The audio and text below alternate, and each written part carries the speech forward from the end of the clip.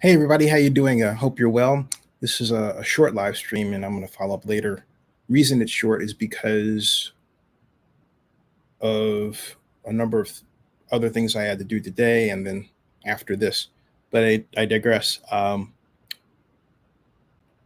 Earlier today, on this Friday, the president of the Oakland Athletics, Dave Kaval, put out a tweet which pointed to a post that was written, as I call them, at the San Francisco Chronicle. And to make a long story short, that post said that there's a new update. It was a new update. It was an update in the Howard Terminal, City of Oakland negotiations. And the report was that Dave Kaval had proposed using a combination of revenues from parking taxes and other collected or proposed to be collected fees and to pay for affordable housing. And that the mayor responded, well, that's not something we want to do because it would take money away from our general fund. And when I read it, my first thought was, wait a minute. The city of Oakland approved, this is the Oakland City Council approved last June 21st of 2021, this is 2022, a term sheet. Remember all the hullabaloo about a term sheet and the big meeting surrounding it and all of that? And that term sheet called for, among other things, the use of enhanced infrastructure financing district revenues drawn from tax increment financing to finance, among other things, affordable housing. And so I raised the question, my initial comment to the mayor, and my initial comment to the mayor simply was that the Howard Terminal news simply seems to have gotten worse. Libby, you have taken a wrong turn. I said that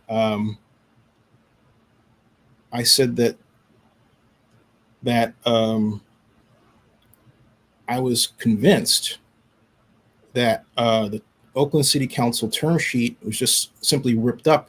You know what's going on. And her response was, Zinni, everything is proceeding well. Remember, the A's did not agree to the term sheet that the city of Oakland approved. So while it's what we're working towards, we are having to negotiate. I remain confident we'll get to a deal that Oaklanders will be proud of and that will be seen as a national model for community benefits and fiscal responsibility.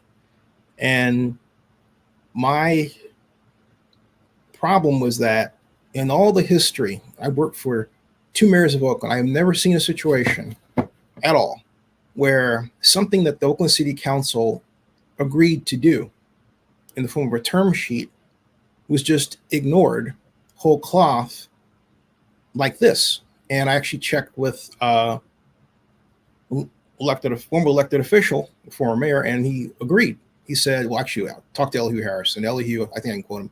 Elihu, I said, Elihu, do you remember a situation like that? And he said, no.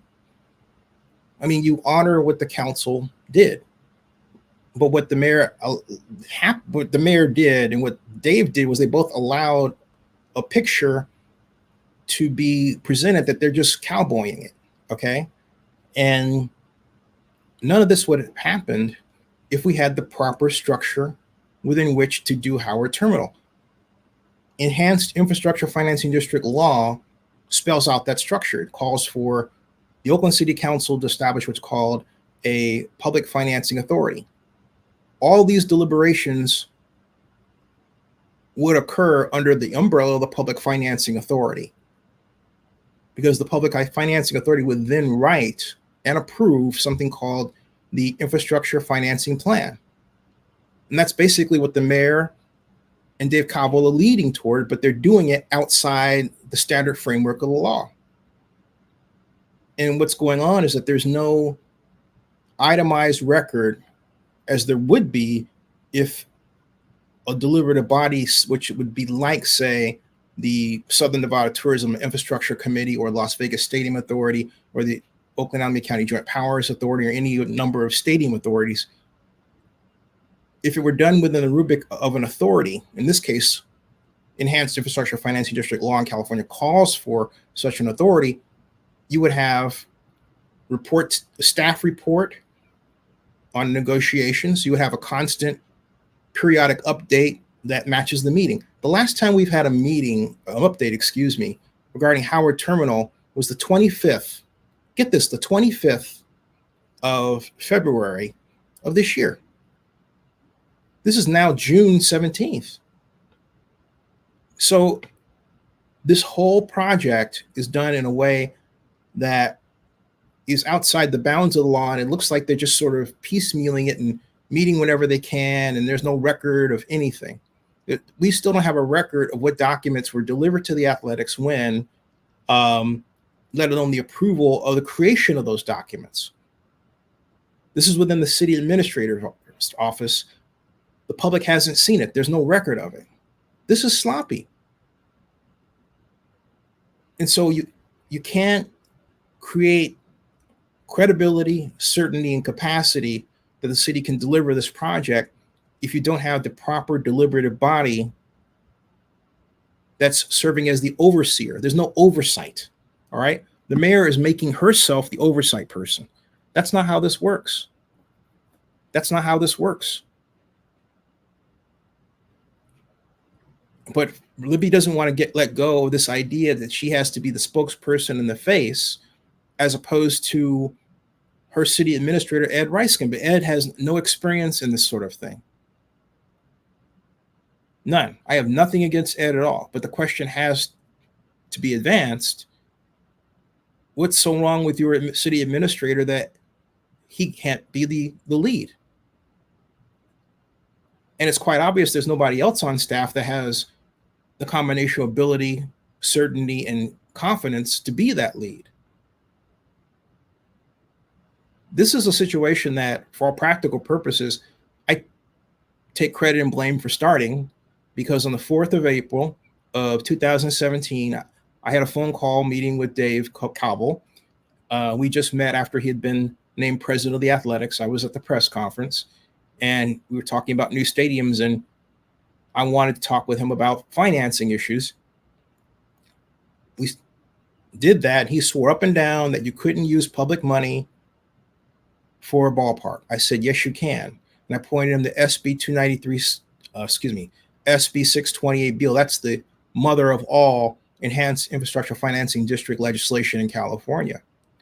And I also sent him a copy of the Gruen and Gruen economic study, which included Jack London Square and forecasts of tax increment revenue that would be available from a redevelopment project area, which originally was proposed for that area until Governor Brown killed redevelopment back in 2000. It was proposed that area back in 2010. Governor Brown killed redevelopment the next year, which really upended the original plans to build an athletics ballpark. So fast forward to 2017, and Jerry had created what a number of people call the son of redevelopment, and that's through Jim Beal. That's SB 628 Beal. Now we have SB 628 Beal. What Dave did as a result of our conversation was work with Nancy Skinner to create SB 293 Skinner, which is a kind of tax increment financing, enhanced industrial development financing district legislation that's specifically tailored to Howard Terminal at Jack London Square. And if it's read and if it's followed, then you'll learn that the tax increment revenue that's generated can also be used by projects deemed of community-wide significance by the Public Financing Authority, as spelled out in the industrial financing plan. This is all in the law. They provide a simple roadmap for this sort of thing. Okay, very simple. A very simple roadmap. But instead of following that roadmap, the mayor has decided to cowboy it. And that's how I call it. And therein lay these problems. The mayor's response to my concern, her latest one was, and I thank her for responding, was this: Zinni, you're totally misreading my comment. There will definitely be a project area EIFD that the city and the county will participate in. There will also be limited obligation bonds serviced by non-property TIF, as EIFDs are limited to only property tax increment financing. And so, and I don't think she has to go that direction regarding limited obligation bonds. And what she's talking about as far as non-property TIF is she's talking about, or should be talking about, what's called unsecured property. But if someone's steering her in that direction, that's inaccurate, because all of tax increment financing is based on property tax revenue drawn from a prescribed area, both secured and unsecured. I mean, they don't have to use limited obligation bond in this instance. They could use a revenue bond. They just have to make sure that their calculations are accurate. There are a number of ways they can go in terms of bonds to capture what's called unsecured property. You would say, what is that? That's construction. That's cars that of a certain ownership type. That's everything that's not a property, that's not affixed to the property, but is within the boundary. All right, that's all it had. That's not a big issue. There are ways to capture that. My point is that the city has wasted time in doing this because it doesn't have a deliberative structure. Okay. Hey, Jamal, how you doing? How you doing? Appreciate you. But my point is that the city has no deliberative structure by law. So you don't know, we don't have a public financing authority. We don't have people that sit on it to represent anything. All right. And because of that, we don't have this place that people can go to really focus on Howard Terminal and understand what's going on a regular basis, come back on a regular basis and get updates. That's a true public facing organization that focuses how to get something done. Someone said to me in a private conversation, well, maybe we don't want Howard Terminal. I said, I have to remind you of something. The ballpark name of Howard Terminal was also the land name. Okay. So maybe you decide to do something else, but it doesn't erase the need for public financing authority. What I'm saying is get off this idea of land use, get off this desire to argue about whether it should be, the Coliseum or Howard Terminal or anything, and get to making a deliberative body like the Coliseum Authority, for example. But what's going on in Oakland, the way Oakland has sadly evolved, is we have too many people who are too emotional about things they really don't understand. And they are understandably frustrated regarding the turtle's slow pace of equitable economic development in Oakland. Well, right now we have economic development that's not equitable. And that's been the problem that's created this gigantic homeless problem, okay? Homeless issue. But Howard Terminal could be the tool to solve that problem. All they have to do is follow the law. It's written right there. It was there when Gavin signed it into law on the 11th of October of 2019. It's there now after another piece of enhanced infrastructure financing district legislation was created called AB 464 a year ago, signed into law by the Governor Newsom, to allow tax increment financing revenues to be collected and used specifically to help small businesses hurt by the pandemic recover. That's written right there in stone. Has Oakland used it? No, not at all. Not at all. Hasn't done squat. Okay. Oakland could take that legislation, fuse it in the Howard Terminal, get it started right now, do pay-as-you-go funds and move forward. Haven't done that.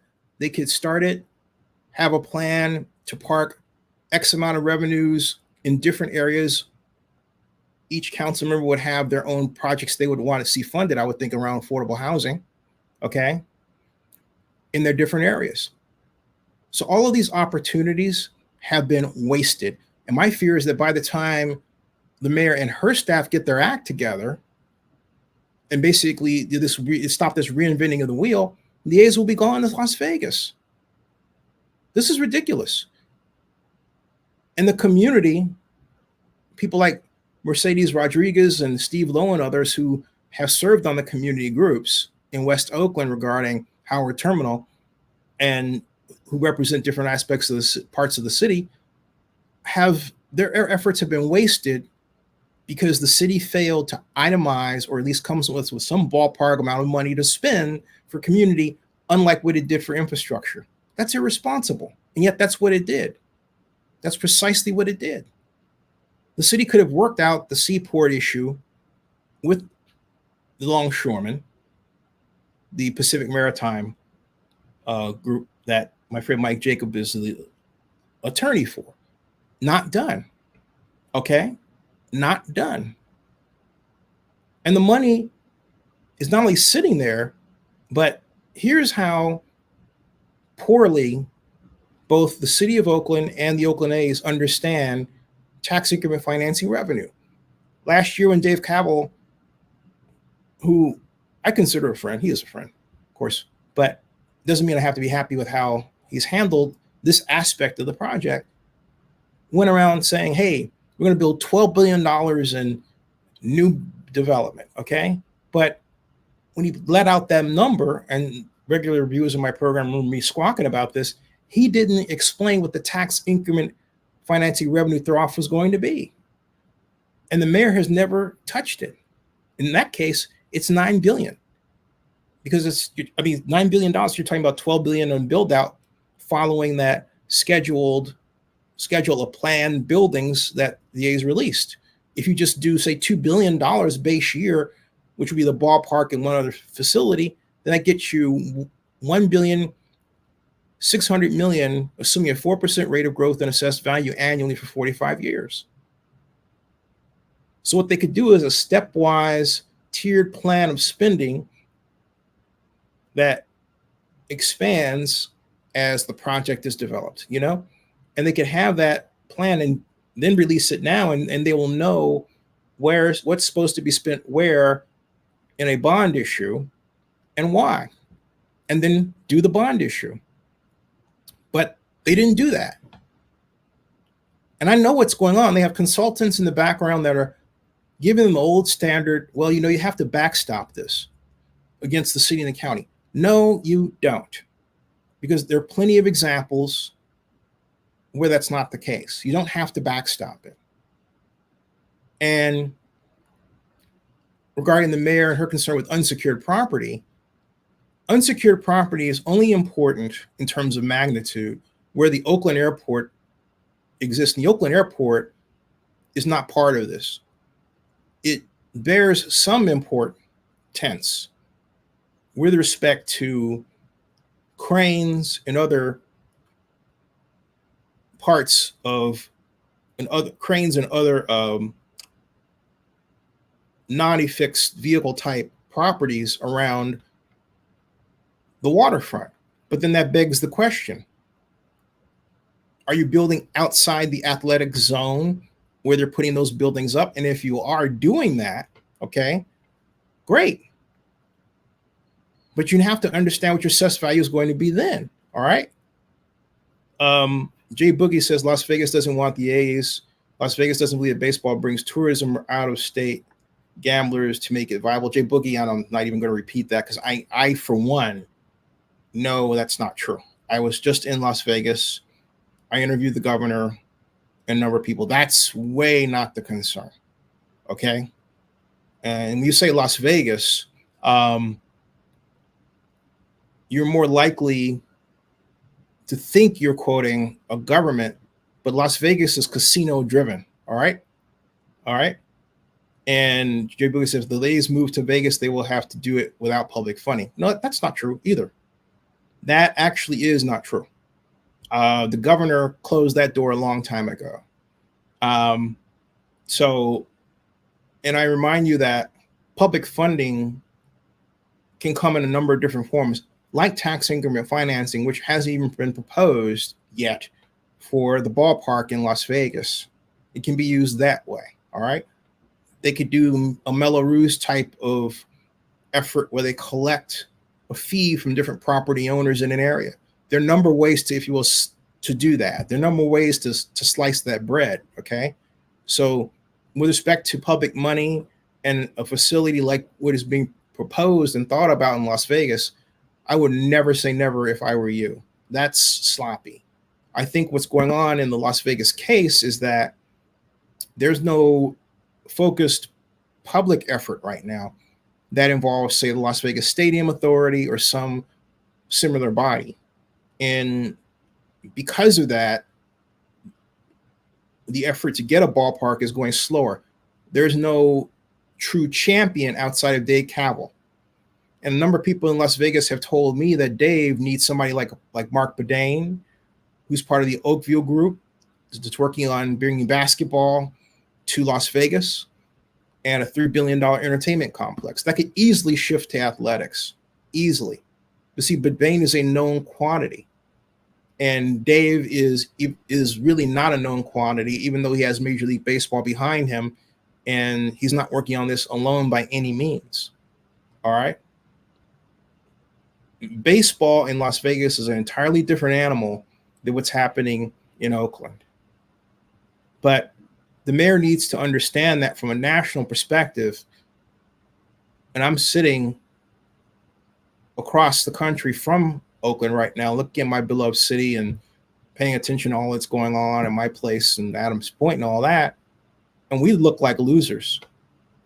You know, it's sad to be reduced to one picture, which I'm glad was shown during the NBA Finals last night.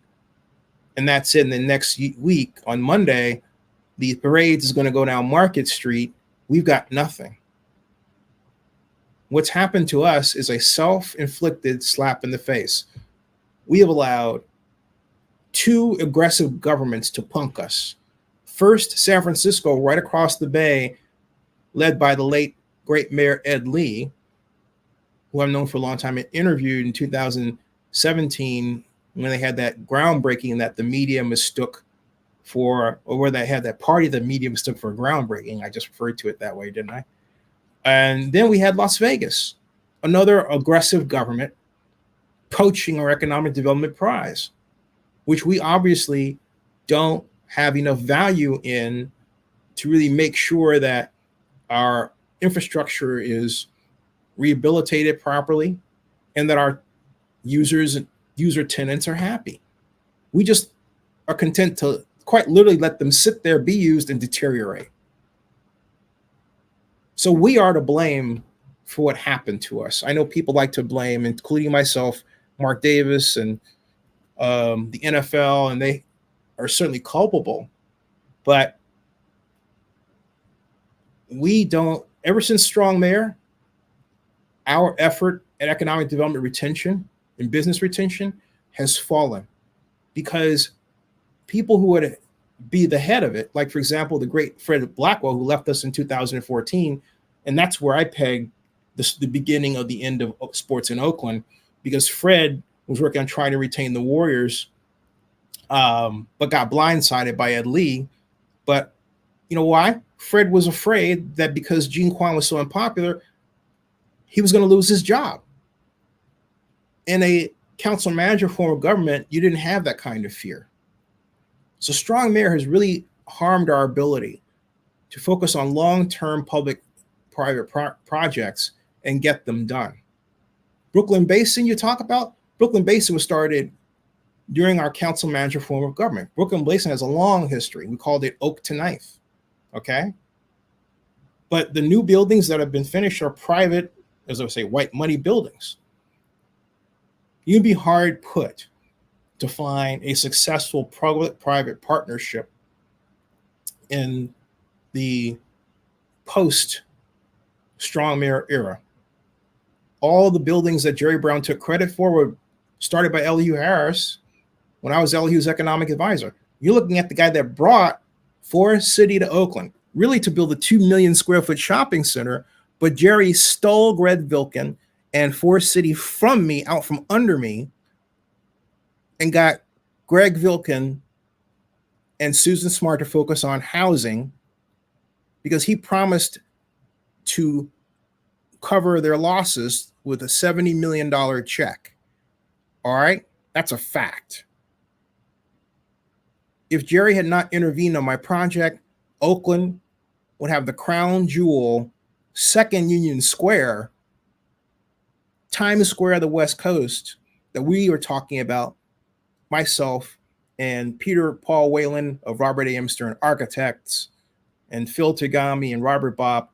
We all had that planned out, at least in terms of concept. And prior to Forest City, I had a 5-minute conversation with David Malmuth. Now, if you don't know who David Malmuth is, you don't know architectural history in America. David Malmuth is the developer of what is called Hollywood and Highland. That's right, the home of the Academy Awards. I got his cell number when I was representing Elihu. I cold called him. He said, Zinni, you got 5 minutes to convince me why I should be developing your Times Square of the West in Oakland.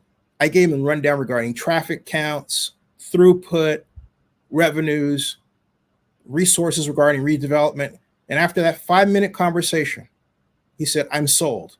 Let me finish with the Oscars. No guarantees, but if I finish with the Oscars and I can, this is on my plate to do, I'm there. He finished with the Oscars. It took him a little longer. And by that time we were on other things. But the bottom line is he listened. That's called aggression, okay? That's called aggressively representing Oakland. That's what we used to do. You understand what I'm saying? And the mayor, God love her, doesn't get it. She's trying. Libby hasn't walked my walk. All right?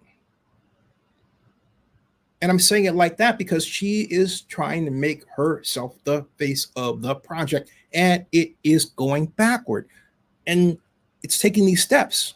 And Dave Cowell, God love him, doesn't have experience at this type of financing. He just doesn't. Because if he did, and then said, I'm going to build $12 billion worth of development, the next words out of his mouth would have been, the community is going to benefit from $9 billion in tax increment financing revenue, assuming a 4% rate of growth of assessed value over a 45-year period. He didn't do that either. Let me read some of your comments. All right. JB says, certainly possible that 81 Las Vegas home games, much tougher sell than 9 football games. That's not the point. Jeff, that's wrong. And the reason it's wrong is that a lot of you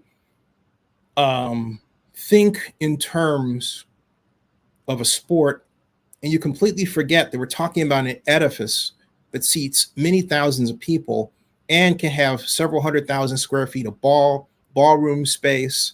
And also in this modern age, as I talked to one NFL owner about earlier this year, have a live workspace. Okay. It is an opportunity that Oakland can use to improve its right now poor and has been historically poor position in the convention business in the United States and around the world. Howard Terminal can help solve that problem. All right. So the way you're thinking about it is just wrong. Baseball is an attraction within the facility. In Las Vegas, we may see a development, a ballpark that's enclosed, but when you look up at the top of the roof, what you see is a gigantic scoreboard in your face that basically is the sky above you. My point is that the building itself, just like MSG Sphere that's going up right now in Las Vegas, would be so exciting that separate from baseball, you will make time to go and see it. That's where we're headed. So all of you are completely wrong with this.